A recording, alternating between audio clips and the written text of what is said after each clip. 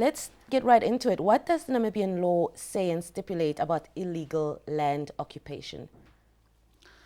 If you look at how our laws are structured from the Constitution and then the other laws that are made under this mother law, the supreme law of the land, it is illegal to occupy a land that belongs to someone, whether institutions or a private citizen, without the consent of the owner of that land.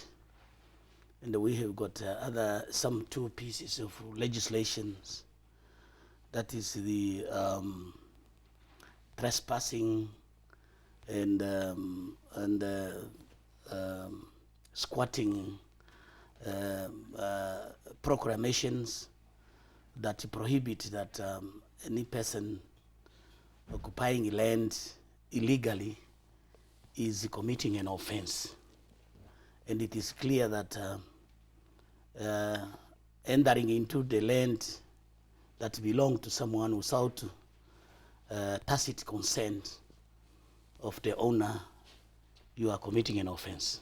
The land that they are threatening to occupy, so to say, does it already have owners, or is it land that's just there? As I said, the land might belong to an individual person, or might belong to an institution. The land that we are talking about might be land that belong to the municipality. Yes. The land that belong to state, or the land that belong to private individual. Yes. And these lands, the land in our countries are governed by laws. The process of acquiring land is governed by laws. Procedures are clearly laid down how to acquire land. Now, let's fast track to the 31st of July. The affirmative repositioning movement has given that date as their deadline. What will your role be as NAMPO come that day? First, it's unreasonably to give such kind of deadline to a government, because addressing land is a process, and the government has done a lot, probably not enough. The government has made the necessary effort to address the issue of land. Legislations are passed. Committees of higher levels have been set up to address the issue of land. But this is an issue, it's a process. Now the Namibian police need a quest to ensure peace and security, public law and order. We are in our normal crime prevention duties. We are on the 31st, as they said. We are there to prevent that any crime is committed, because grabbing land in itself is a crime, just like any other crime committed here. But this one is a more organized crime. You know, in the world today, you hear the word organized crime. People organize themselves to go and commit crime. And if the police, through any other means, are informed that a crime is about to be committed, we have to be ready to prevent that crime to be committed. With regard to the occupation of land on that particular day, perhaps we don't know what will happen.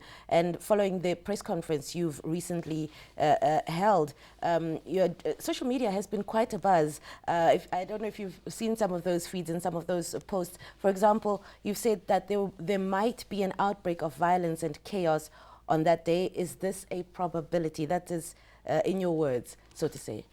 Yes, because let me inform you, tell you that in Namibia, in a democratic society, citizens, they have got their rights and freedom to assemble peacefully, without arms.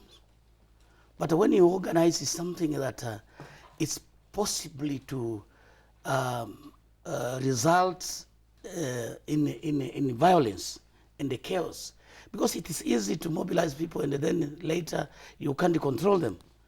People of different ideas, attitudes, they might conglomerate there, and you, the mobilizer, will not be able to control them to behave in terms of the law. This issue should not be addressed with a higher emotion. We have to have a cool mind. We have to have a cool heart, and look into the issue and address everything through the framework of the law. Because if the outbreak, if this mobilization result in chaos, in anarchy, the consequence might be serious. It threatens the public peace. It threatens the state security. It threatens the lives for our citizens, our children, and it threatens our economy. We can't allow chaos and anarchy to come in our republic as if we don't have enabling laws how to address our problems. Still, there is chance for us to sit around the table, look at the issue of land. How can we improve? If there is a bottleneck in any one of our laws, we address the bottleneck and enable that law should be more probably flexible to address as quick as possible the interests of our people. But we should avoid to create anarchies.